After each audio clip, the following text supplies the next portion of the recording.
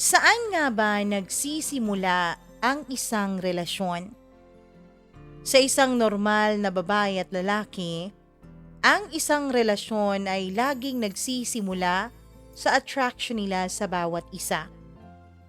Maaaring ang babae ang mauunang maakit sa lalaki at gagamitin niya ang likas na pangaakit na taglay ng kanyang pagiging babae upang marahuyo sa kanyang lalaki na umakit sa kanyang pansin?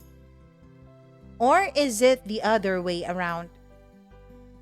Dear Mama Mia, nasa huling gabi ng lamay na kami noon ng burol ng aking ina nung ipasya kong umikot na sa mga mesa ng mga nakikipaglamay.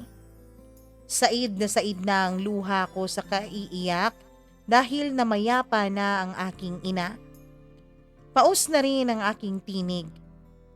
Naagaw ang pansin ko sa grupo ng mga kabataan na nasa isang lamesa. At hindi ko namalayan ang aking sarili na naaaliw sa nakikitang masayang paglalaro ng grupo. At naaliw ako, Mama Mia. Naaliw ako na pagmasdan ng lalaki na pasimuno sa laro ng grupo na yon.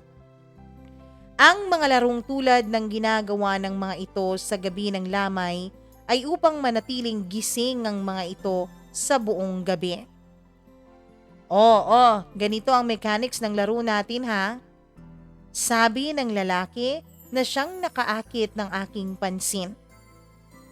Hahatiin ko kayo sa 3 grupo.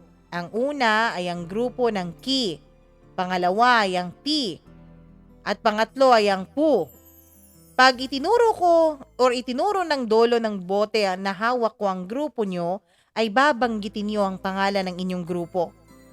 Hanggang sa hindi ko inaalis ang pagkakaturo sa inyo ng bote, ay huwag niyong tatapusin ang pagbanggit sa pangalan ng grupo nyo. At walang tatawa. Ang tumawa ay uulingan.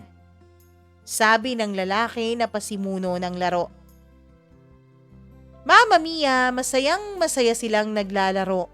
Marami ang naulingan.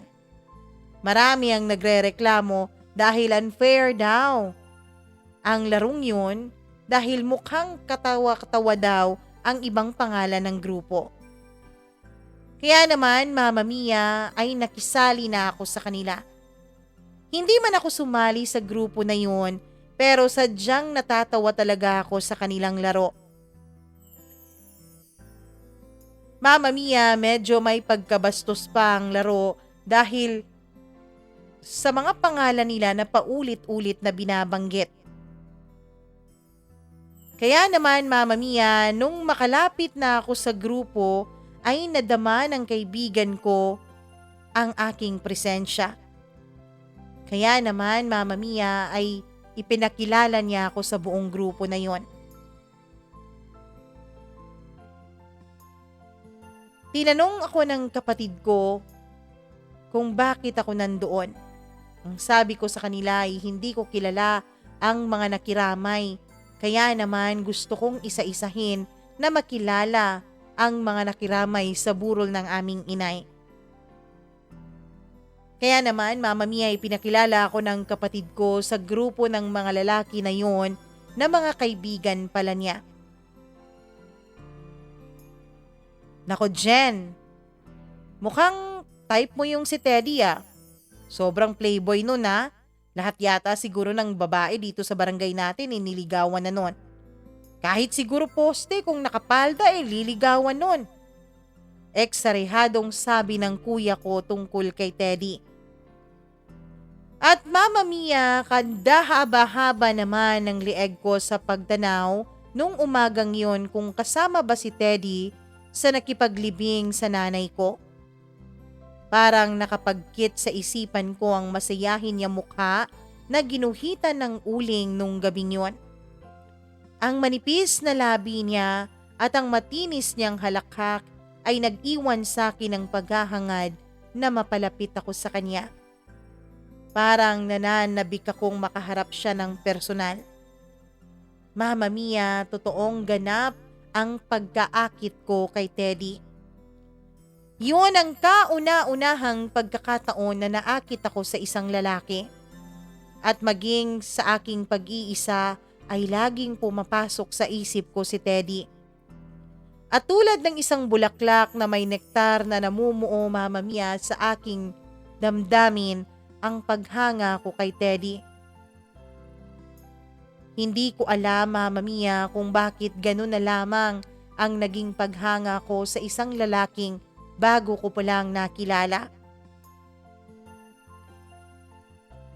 Hindi ko alam na may maganda palang kapatid itong si Ramon. Sabi ng isang lalaki mula sa aking likuran nung ako ay nagmuni-muni. Nung lingunin ko siya, Mama Mia, ay nagulat naman ako dahil si Teddy palang nagsalita. Mama Mia, debut kasi ng best friend ko noon.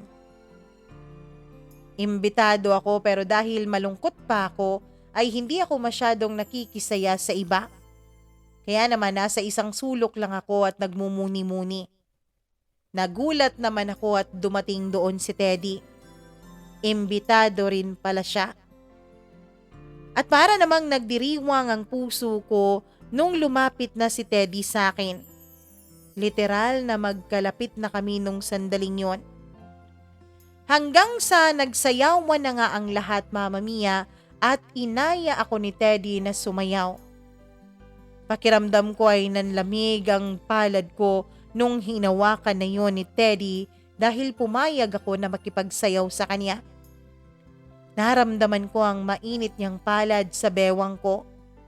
Nakadantay naman ng nanlalamig na isa pa niyang kamay sa balikat ko. Sa pag-indak namin sa saliw ng malamyos na musika na mula sa sound system, ay saglit na nagtama ang aming mga mata. At ewan ko ba, Mama Mia, pero parang nangungusap ang mga mata ni Teddy sa akin. Para bang nagsasabi na ako ang pinakamagandang nilalang nung gabing yon. Mama Mia, dahil sa nakafocus ako sa mga mata ni Teddy, ay hindi ko na namalayan na humigpit na pala ang paghawak niya sa bewang ko. Halos magkalapit na ang katawan naming dalawa. Mama Mia, sabi pa niya na matagal na raw niya akong napapansin. Sa school pa lang daw ay nakikita na niya ako pero hindi naman niya alam na kapatid pala ako ng kaibigan niya. Alam mo bang nung lamay ng nanay mo nung unang araw ay nakita kita sa loob ng bahay niyo? Iyak ka nga ng iyak eh. Gusto sana kitang lapitan pero winarningan ako ng kuya mo. Kaya naman hindi kita nalapitan. Pero alam mo ba na nang dahil doon ay araw-araw akong nakikipaglamay sa loob ng 9 na araw na nilamay ang nanay mo? Mama Mia, hindi ko alam, pero kahit na nagluluksa pa rin ako sa pagkamatay ng nanay ko, ay nag-uumapaw naman ang kilig at saya na dulot ng sinabi sa akin ni Teddy. Sabi niya, Mama Mia, ay lagi daw siyang panakaw na nakatingin sa akin. Ang sabi pa niya ay may katotohanan daw talaga ang sinabi niya na maganda ako. Kaya naman napansin niya talaga ako. Pero dahil sa kuya ko ay hindi raw siya makalapit sa akin. Hindi lang daw siya makaporma dahil kasama ko lagi ang kuya ko. Ang sinabi ni Teddy, Mama Mia, ay parang lalong nagpataba sa puso ko. At hindi na ako tumutol, Mama Mia, nung hinawakan ni Teddy ang kamay ko at sabay kaming umupo sa may madilim na sulok ng bulwagan na yon. At doon, Mama Mia, ay malaya kaming nakakapag-usap dalawa. Masarap kausap si Teddy. Masarap siyang kakwentuhan. Ang sabi niya ay iiyak ko lang daw sa kanya kung ano man ang nararamdaman ko dahil sa pagpanaw ng aking ina. Mama Mia, magaling siyang makipag-usap. Para siyang isang psychiatrist na kayang palabasin ang kaibuturan ng aking nararamdaman. Naging malambot ang puso ko sa kanya, kaya naman naiiyak ko sa kanya nung gabing yon ang lahat ng aking hinagpis na ang akala ko ay tapos ko nang iniyak doon sa lamay ng aking ina. Pagkatapos kong umiyak ay binigyan niya ako ng isang panyo. Ipinunas ko yun sa aking mga mata, sabay hingi ko ng tawad sa kanya dahil iniyakan ko pa siya imbis na masaya ang kasiyahang yon. Birthday yon ng best friend ko kaya dapat ay masaya ako. Pero ang sabi naman niya, Mama Mia, ay walang kaso yun dahil naiintindihan niya ako. Mama Mia, hindi ko alam pero nung gabing yun ay sumama ako paalis sa party na yon kay Teddy. At sa unang pagkakataon, Mama Mia, ay nagtiwala ako sa isang lalaki. 18 years old pa lang ako noon. Magna 19 pa lamang. Aminado akong kahit may karanasan na ako sa pakikipag-boyfriend ay wala pa rin naman akong karanasan sa pakikipagtalik.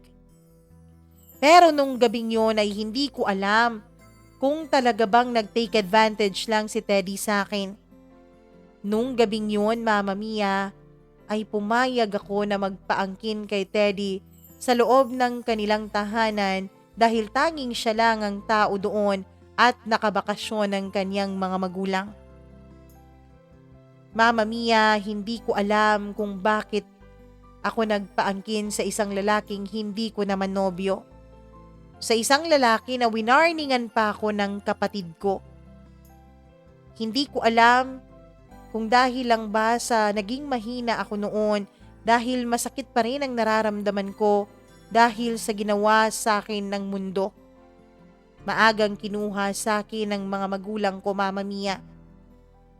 Ang tanging nanay ko na lang ang bumubuhay sa amin ng kapatid ko, pero maging siya ay nawala na rin. Hindi ko alam kung dahil sa mga problema kaya nagawa kong ipagkatiwala ang sarili ko kay Teddy.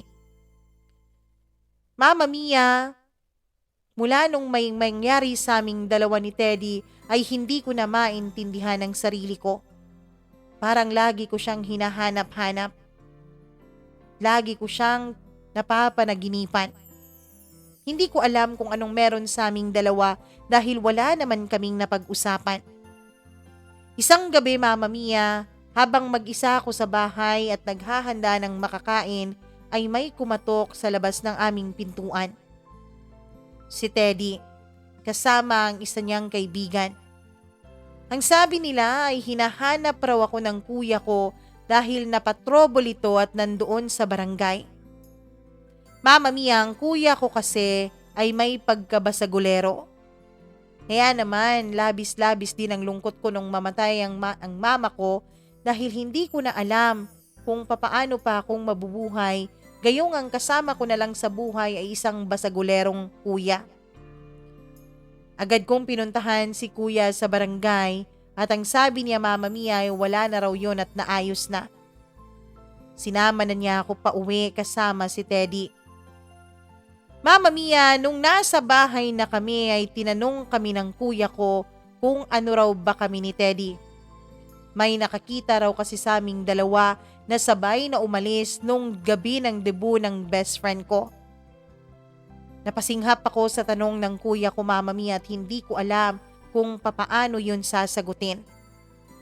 Pero nabigla na lang ako nung sinagot ni Teddy na wala lang yun at ang sabi niya ay hinatid lang niya ako sa bahay namin. Mama Mia, imbis na makampante ako dahil naniwala ang kuya ko sa sinabi ni Teddy, ay parang nasaktan ang puso ko dahil rumehestro sa isip ko ng paulit-ulit ang sinabi ni Teddy na wala lang yon. Wala lang pala sa kanya ang ginawa kong pagpaparaya sa aking sarili nung gabing yon. Wala lang pala sa kanya na siyang nakauna sa akin. Wala lang pala sa kanya na ipinagkatiwala ko ng basta-basta na lang ang sarili ko sa kanya. Kaya naman, Mama Mia, ay dali-dali akong umakyat sa kwarto ko at ang sabi ko sa kuya ko ay may tatapusin pa akong school project. Pero doon, Mama Mia, ay iniiyak ko ang lahat ng sakit ng naramdaman ko.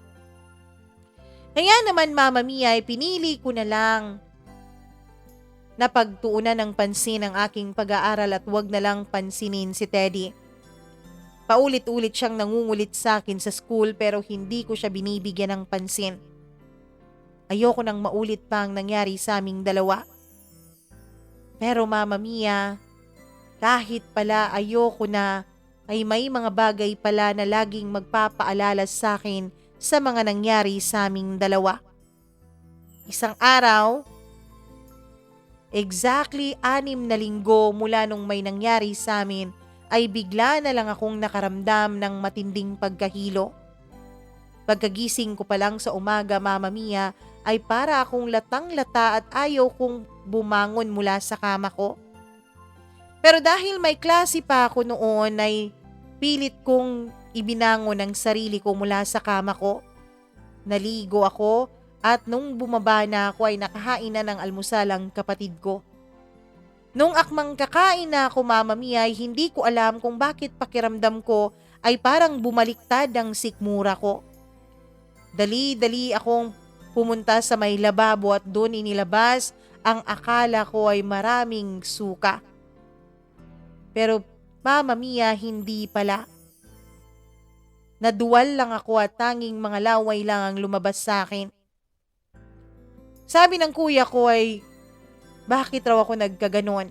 Sabi ko na lang ay dahil sobrang pagod ako sa eskwela at hindi ako nakakain nung isang araw. Ang akala ko, Mama Mia, ay naimpatyo lang ako. Pero ang pagkaduwal na yun ay nagpatuloy hanggang sa school na. 3 araw na akong naduduwal, Mama Mia, kaya nagtataka na talaga ang kuya ko. Hanggang sa tinanong niya ako ng isang tanong na parang bombang sumabog sa aking tenga. Jenny, magtapat ka nga sa akin. Buntis ka ba? Tanong ng kuya ko sa akin. Mama Mia, hindi ako nakasagot. Hindi ko alam pero rumehestro sa isip ko ang lahat ng nangyari sa aming dalawa ni Teddy. Mama Mia, hinablot ng kuya ko ang braso ko at nasaktan ako kaya napasigaw ako ng aray. Huwag mo akong maaray-aray dyan, Jenny. Sagutin mo ang tanong ko. Buntis ka ba? Sino ang ama? Mama Mia, umiyak ako ng umiyak at tumakbo na lang papasok sa loob ng kwarto ko. Sinundan ako ng kuya ko at katok siya ng katok pero hindi ko siya pinagbuksan. Ang sabi niya ay magpahinga ako at kinabukasan ay mag-uusap kaming dalawa. Kailangan ko raw sabihin sa kanya kung sino ang ama ng aking dinadala. Hindi ko pa man sigurado, Mama Mia, kung buntis nga ako, pero parang ganun nga. Kaya naman tumakas ako nung gabing yun dahil umalis pala ang kuya ko. Pumunta ako sa bahay ng best friend ko, Mama Mia, at sinabi ko sa kanya ang problema ko. Ang sabi niya ay hindi pa naman daw sigurado kung buntis ako kaya sasamahan niya ako sa pharmacy at bibili kami ng pregnancy test kit. Mama Mia, nung nasa amin ng dalawa ang pregnancy test kit ay halos hindi ko maigalaw ang kamay ko upang gamitin yon. Pilit niya akong pinapasok sa loob ng banyo niya at ang sabi niya ay kailangan ko na raw yung gamitin para makasigurado kami. Hindi na nga siya nagtanong kung may boyfriend ba ako, Mama Mia, at kung sino ang nakagalaw sa akin. Basta ang gusto niya lang malaman ay kung totoo ba akong buntis. 4 na iba't ibang brands ang binili namin na pregnancy test kit at lahat ng yun ay pinagamit niya sa akin. Pero lahat ng yun, Mama Mia, ay iisa lang ang naging resulta. Buntis nga ako. Nung makumpirma namin na buntis ako, ay doon na ako kinulit ng best friend ko kung sino ba ang ama ng pinagbubuntis ko. Alam mo, Jenny, hindi ko talaga maisip na mabubuntis ka. Ikaw pa nga ang may sabi na ayaw mong ibigay ang pagkababae mo sa isang lalaking hindi mo pa asawa. Pero bakit ganun? Bakit ngayon ikaw yung buntis? Ano bang pumasok sa kukote mo ha? Paninermon sa akin ng best friend ko, Mama Mia. Pwede ba wag mo na akong sermonan? Pwede bang tulungan mo na lang ako kung paano ko malulusutan to? Ano bang malulusutan? Ano bang iniisip mo? Alam mo, Jenny, dapat kausapin mo kung sino man ang tatay ng dinadala mo. Udyok sa akin ng best friend ko. Hindi ako makasagot, Mama Mia. Bakit ha? Sino bang tatay niyan? Tanong niya sa akin. Hindi na ako nakapagsinungaling, Mama Mia, at sinabi ko ng totoo sa best friend ko. Ano? Nagpagalaw ka kay Teddy? Jenny naman, hindi mo ba alam na ang dami-daming girlfriend ang mokong na yon?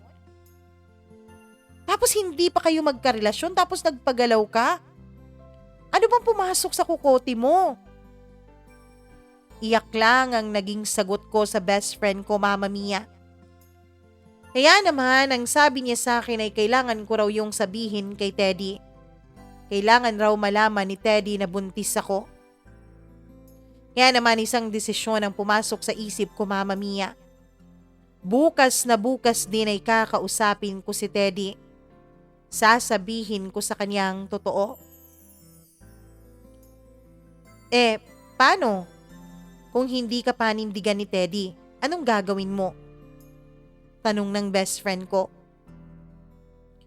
Hindi ko alam, Irene. Hindi ko alam kung anong gagawin ko. Pwede pa naman sigurong ipatanggal to, di ba? Sabi ko. Baliw ka ba?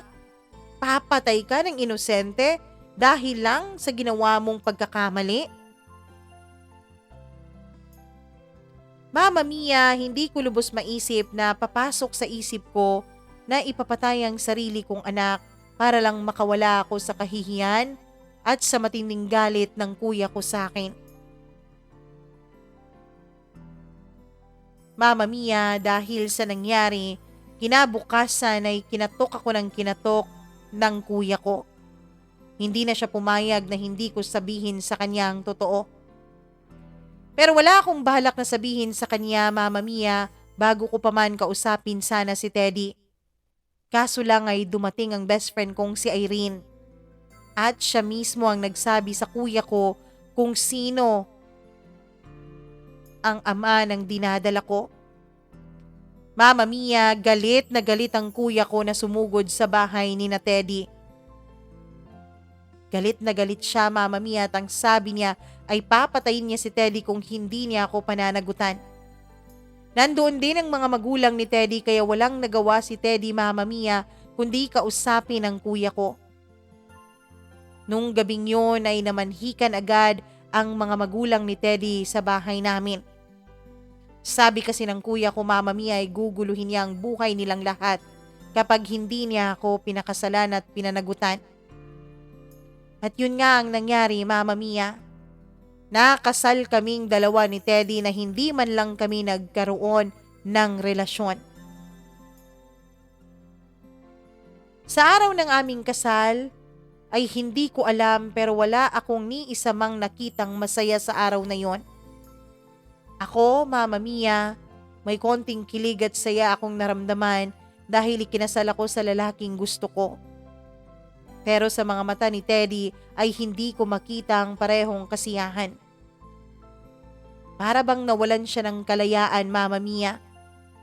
Kahit ang best friend kong si Irene ay hindi ko rin maramdaman na masaya siya nung araw na yon.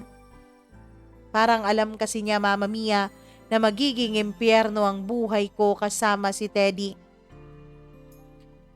Mama Mia, nung gabi, matapos ang kasal naming dalawa ni Teddy, ay sa sahig siya natulog. Ni hindi niya ako kinibo. Kinabukasan ay sa bahay na nila kami tumira. Okay naman ang mga magulang ni Teddy sa akin, lalo na ang kanyang mami. Dahil nag-iisang anak si Teddy, Mama Mia, ay naging masaya ang mami niya sa pagdating ng magiging anak naming dalawa ni Teddy. Pero si Teddy, Mama Mia, ay kabaliktaran. Mula nung ikasal kaming dalawa ay hindi pa niya ako kinakausap. Mama Mia, hindi ko alam kung magiging masaya ba ako sa sitwasyon na meron ako kay Teddy. Pero ang sabi ko sa sarili ko ay paninindigan ko na lang ito. Wala na akong magagawa dahil nagbunga ang isang pagkakamaling ginawa naming dalawa. Sa paglipas ng mga araw, Mama Mia, ay wala pa ring nagbabago sa pakikitungo ni Teddy sa akin. Noong mga unang linggo ay naging mabait pa siya. Palagi pa siyang umuuwi ng maaga pagkatapos ng kaniyang klase. Ako kasi, Mama Mia, ay huminto muna sa pag-aaral at ang sabi ng mga magulang ni Teddy ay pagkatapos kong manganak ay pwede akong bumalik ulit sa pag-aaral ko. Kaya naman nasa bahay lang nila ako at naghihintay na matapos ang araw-araw. Sabi ko nga kanina, nung mga unang linggo ng aming pagsasama ay umuuwi ng maaga si Teddy sa bahay. Pero habang tumatagal, Mama Mia, ay padalang na ng padalang ang pag-uwi niya ng maaga. Inaabot na siya ng hating gabi at kung minsan ay madaling araw na siyang nakakauwi. Hindi ko alam, Mama Mia, kung papaano ko itatanong sa kanyang tungkol sa bagay na yon. Hanggang sa isang gabi, siguro magpipitong buwan na ang tiyan ko noon nang hindi pa rin umuuwi si Teddy. At nung nakauwi na siya ay hindi pa rin ako nakatulog. Kaya tinanong ko siya kung nasaan siya galing. Bakit? Ano bang pakialam mo kung saan ako galing, ha? Teddy naman, asawa mo ko. Asawa? Tumawa siya ng malakas, Mama Mia. At ang sabi pa niya, kailanman ay hinding-hindi niya raw ako ituturing na asawa. Ako raw ang sumira sa buhay niya. Pinatulan lang naman daw niya ako nung gabi ng debut ng best friend ko dahil alam niya na gusto ko rin siya. Pero wala naman kaming relasyon dalawa. Ako raw ang may kasalanan kung bakit siya nakatali ngayon. Wala raw kaming relasyon para magpakasal pero hindi raw ako kumibo sa gusto ng kuya ko. Kaya naman magtiis daw ako, Mama Mia, dahil gagawin niya raw impyerno ang araw-araw sa buhay ko. Dahil doon, Mama Mia, ay napaiyak na lang ako. Sobrang sakit ang naramdaman ko noon. Sa grabing pag-iyak ko ay hindi ko alam na maaapektuhan pala ang bata sa tiyan ko. Ilang oras din akong umiyak nang maramdaman ko na biglang humilab ang tiyan ko, Mama Mia, at sumakit pa ito ng todo. Dahil sa sobrang sakit ay hindi ko na napigilan pa na sumigaw. Mama Mia, nakakita ako ng dugo sa aking mga paa. Ang akala ko ay ang mga ganoong eksena ay sa pelikula at mga TV show ko lang makikita. Pero nakita ko mismo na nangyayari sa sarili ko, Mama Mia. Tulog na tulog pa rin si Teddy, buti na lang at biglang pumasok ang mami niya sa kwarto naming dalawa. Nung makita niya ang itsura ko ay nag-hysterical ang mami niya at tinawag nito ang daddy ni Teddy.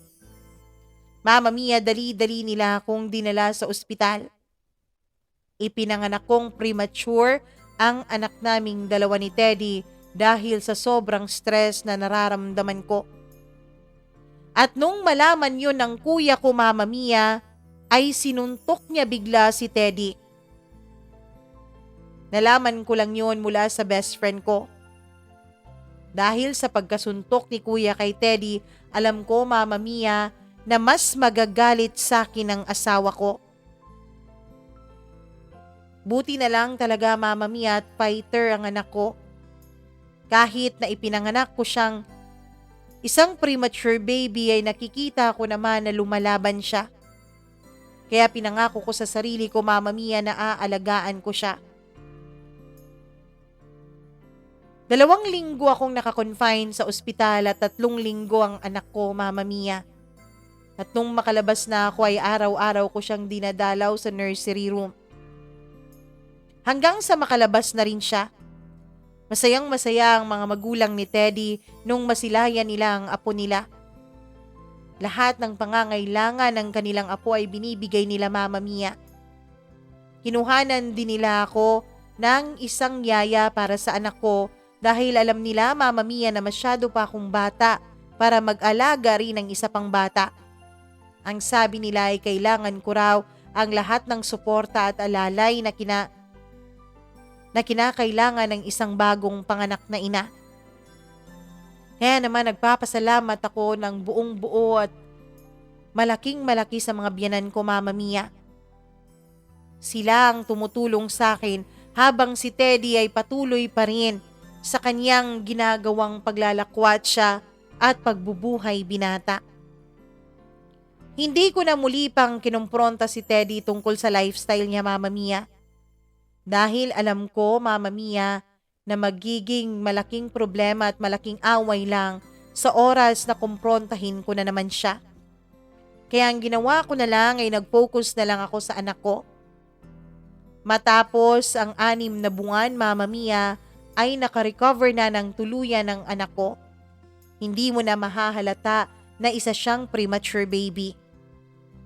Kaya naman, nung medyo malaki-laki na ang anak ko ay inalok ako ng mga magulang ni Teddy kung gusto ko raw ba mag-aral ulit. Tumango ako Mama Mia. Masayang masaya ako na nakabalik ako sa pag-aaral ko kahit pa nga na wala na ang mga kasabayan ko at malapit na silang makagraduate lahat. Okay lang yun. Hindi naman paligsahan ng buhay. Ang mahalaga ay makakatapos rin ako. Mama Mia, kahit kailan mula nung naikasal kaming dalawa ni Teddy ay wala nang nangyari pa sa aming dalawa. Iniiwasan na niya ako. Isang araw ay nagulat na lang ako nung nawala na lang sa kwarto namin ang mga gamit niya. Lumipat na pala siya sa kabilang kwarto Mama Mia. Pinipigilan siya ng kaniyang mga magulang pero wala itong nagawa. Ang sabi niya ay kasal lang naman daw kaming dalawa sa papel. Kahit masakit ay tinanggap ko yun dahil yun naman ang buong katotohanan. Patuloy lang ako sa aking pag-aaral at makalipas lang ang 3 taon ay natapos rin ako sa kurso kong Hotel and Restaurant Management. Mama Mia, sa Singapore ang naging training ko. Buti na lang at pinayagan ako ng mga magulang ni Teddy. Sila ang nag-alaga sa anak naming dalawa. Mahal na mahal nila ang apo nila. Ako naman, Mama Mia, ay natuloy sa Singapore hanggang sa makareceive nga ako ng award doon. Nakareceive rin ako ng offer na magtrabaho doon, Mama Mia. Ayoko sanang iwan ang anak ko, pero hindi ko naman alam, Mama Mia, kung papaano ko haharapin si Teddy sa araw-araw.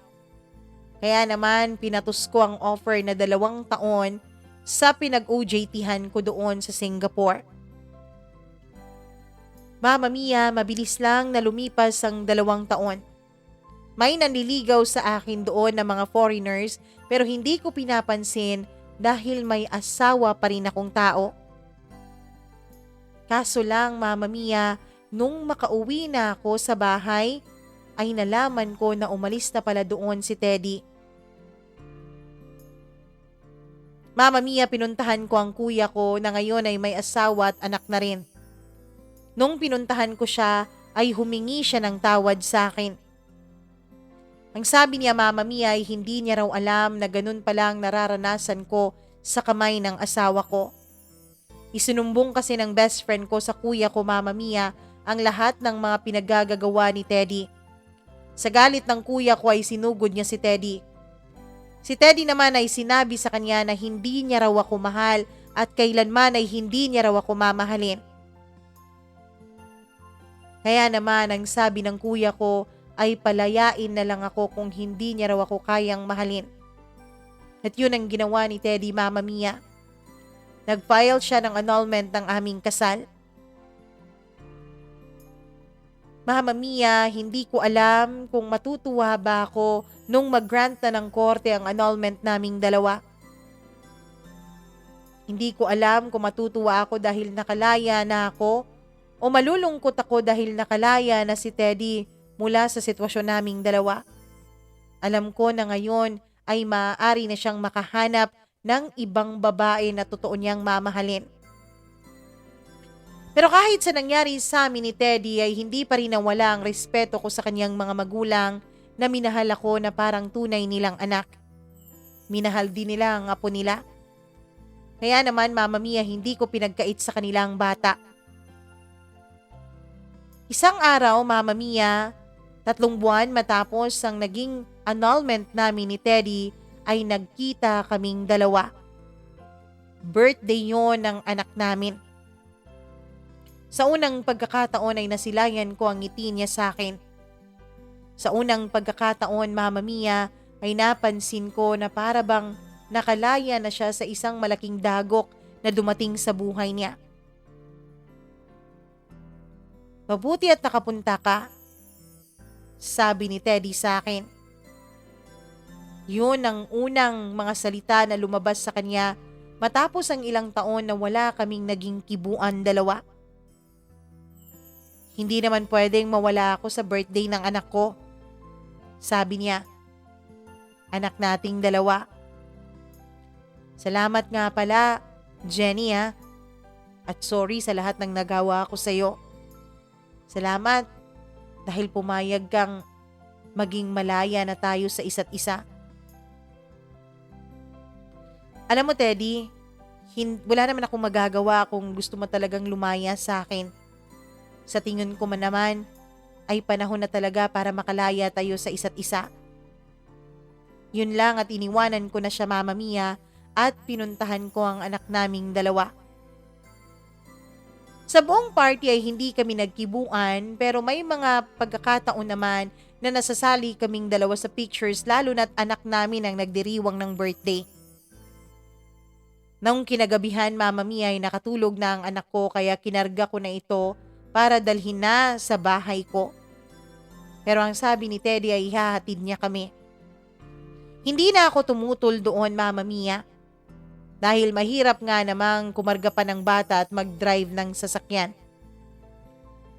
Kaya naman, nung nasa sasakyan na kami ay muli kaming nag-usap dalawa. Ang sabi niya Mama Mia ay hindi niya raw alam kung papaano ako pakikitunguhan. Lalo na nung naging mag-asawa kaming dalawa. Nag-sorry din siya sa akin dahil alam niya raw na kasalanan niya ang lahat. Siya raw ang nag-initiate na may mangyari sa amin nung gabi ng debut ng best friend ko. Sinabi ko sa kanya na wala na yon. Masaya ako na magiging masaya na siya dahil malaya na siya. At nung sabihin ko sa kanya Mama Mia ang salitang malaya, ay tumawa siya dahil hindi na raw siya magiging malaya. Dahil ikakasal na raw siya sa babaeng totoo niyang minamahal. Matagal na raw silang magkarelasyon Mama Mia bago pa man ako dumating sa buhay niya. Pero sadyang maloko lang talaga siya at playboy nung mga panahon na yun kaya nagawa niyang magkasala sa girlfriend niya. At nung nalaman nga nito ang nangyari sa amin at nabuntis pa ako ay hiniwalayan daw siya nito. Kaya naman Mama Mia, laking pasalamat niya nung ibinigay ko sa kanya ang annulment. Dahil muli silang nagkita at doon ay nagkapaliwanagan silang dalawa at ngayon nga ay ikakasal na raw sila dahil naintindihan na ng babae ang naging sitwasyon niya noon. Mama Mia, napaiyak ako sa kwento ni Teddy.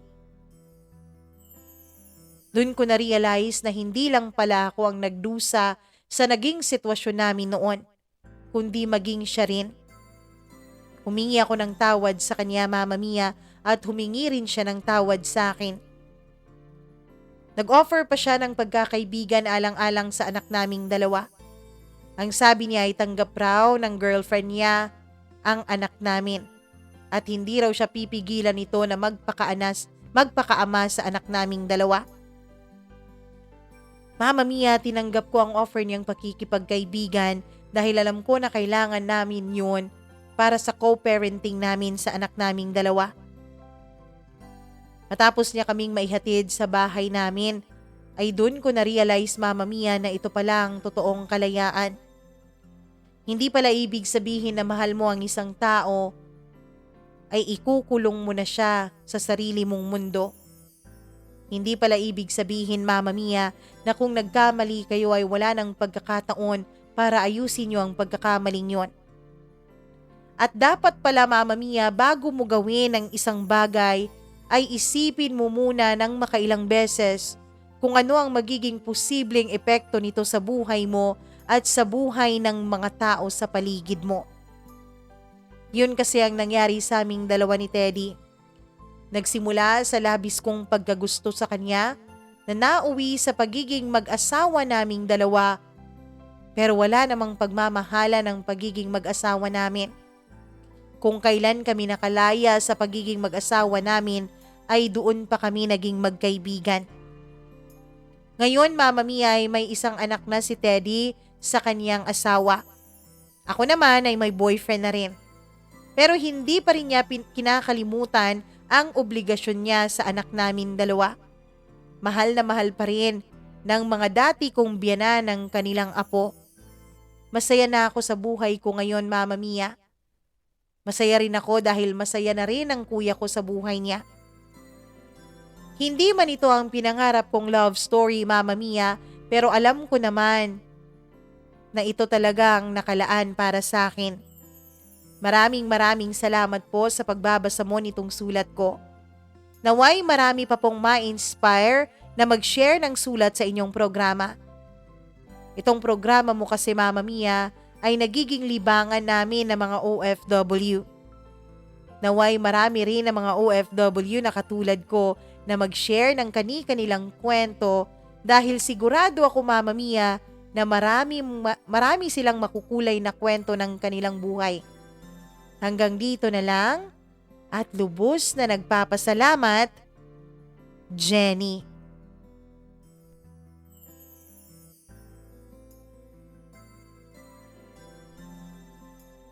Ang isang pag-ibig na hilaw, kapag pinilit mo, kailanman ay hindi talaga ito mabubuo.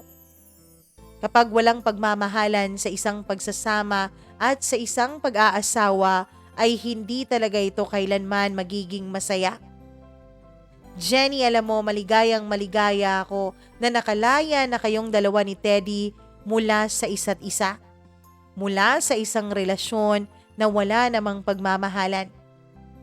Sabi nga, kapag pinalaya mo ang taong minamahal mo, ay pinalaya mo rin ang sarili mo sa sakit. Masaya ako dahil kapwa kayo nakahanap na ng mga taong totoong nagmamahal sa inyo. Maraming salamat sa pagbabahagi mo ng kwento mo dito sa ating programa. At gaya ng sabi ni Jenny, kung ikaw ay may sariling makulay na kwento ng iyong buhay, pag-ibig man yan, pagkakaibigan, o kahit anong kwento pa yan, basta't nakakaaliw o mapupulutan ng aral, ay pwedeng-pwede yan dito sa ating programa. Mag-email lamang po kayo sa mamamiacdo0317@gmail.com. Huwag niyo pong kalimutang i-like, i-subscribe at i-click ang notification bell dito sa ating YouTube channel at i-share na rin ninyo ang ating YouTube channel nang sa ganon ay lalo pang dumami ang ating community. Ako po ang inyong Mama Mia. Magandang araw sa inyong lahat.